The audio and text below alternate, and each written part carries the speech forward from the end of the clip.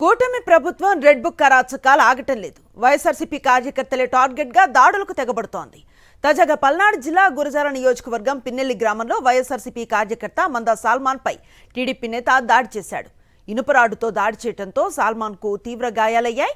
కూటమి అధికారంలోకి రాగానే సదరు టీడీపీ నేత బెదిరింపులతో సాల్మాన్ ఊరు విడిచి వెళ్లిపోయారు. అయితే కుటుంబ సభ్యులను చూసేందుకు తిరిగి పిన్నెల్లికి వచ్చిన సాల్మాన్ ను బెదిరించారు. ఎంత ధైర్యం ఉంటే గ్రామానికి వస్తామంటూ సాల్మాన్ పై టీడీపీ నేత దాడికి దిగాడు. టీడీపీ నేత దాడిలో అపస్మారక స్థితికి వెళ్లిన వైఎస్ఆర్సీపీ కార్యకర్త సాల్మాన్ పరిస్థితి విషమంగా ఉంది.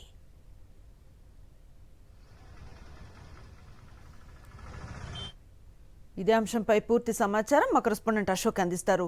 అశోక్, అనుశ్రీ, కూటమి ప్రభుత్వం అధికారంలోకి వచ్చిన తర్వాత గురజాలలో అరాచకం రాజ్యం వెళ్తుంది. ముఖ్యంగా గురజాల నియోజకవర్గంలోని పిన్నెల్లి గ్రామంలో అయితే కూటమి ప్రభుత్వం అధికారంలోకి వచ్చిన తర్వాత దాదాపు 1000 కుటుంబాలకు పైగా వైఎస్ఆర్ కాంగ్రెస్ పార్టీ నాయకులు కానీ కార్యకర్తలు కానీ వలస వెళ్లిపోవాల్సి గ్రామాన్ని విడిచి వెళ్లిపోవాల్సిన పరిస్థితి ఏర్పడింది.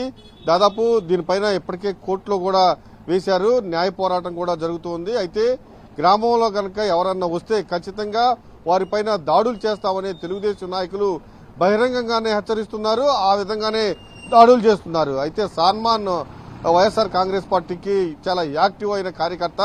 ఆయన తన భార్యని చూడటానికి, తన కుటుంబాన్ని చూడటానికి నిన్న గ్రామంలోకి వెళ్లారు. మొన్న గ్రామంలోకి వెళ్లారు. అయితే నిన్న గ్రామం విడిచి వెళ్లిపోతూ ఉండగా, అంటే ఆయన పక్కనే బ్రాహ్మణపల్లిలో నివసిస్తూ ఉన్నారు.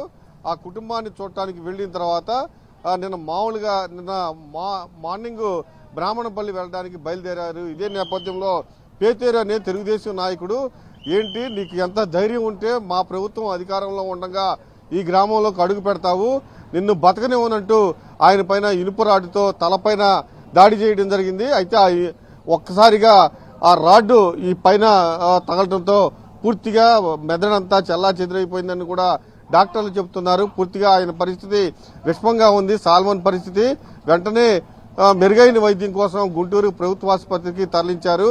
అయితే రాత్రి చాలా దారుణమైన పరిస్థితి. ఖచ్చితంగా ఒకడు ఊళ్ళోకి వచ్చాడు, వైఎస్ఆర్ కాంగ్రెస్ పార్టీ కార్యకర్త, వాడిని లేపేశాము, రేపు మార్నింగ్ శవం వస్తుందంటూ అన్నదమ్ముళ్ళు ఎవరైతే పేతేరు దాడి చేశారో తెలుగుదేశం నాయకుడు, వాళ్ళంతా ఊరంతా తిరిగి ఎవరైనా సరే ఈ గ్రామంలోకి మా ప్రభుత్వం ఉండగా అడుగు పెడితే ఇలాంటి పనిష్మెంట్ ఉంటుందంటూ హెచ్చరికలు జారీ చేశారు. దాంతో పాటుగా దాడి చేసిన పేతేరు పోలీస్ స్టేషన్కి వెళ్లి నాపైనే సాల్మన్ దాడి చేశాడంటూ తప్పుడు రిపోర్టు కూడా ఇవ్వడం జరిగింది. సాల్మన్ పరిస్థితి అయితే విషమంగా ఉంది. Anusri, right, thank you Ashok.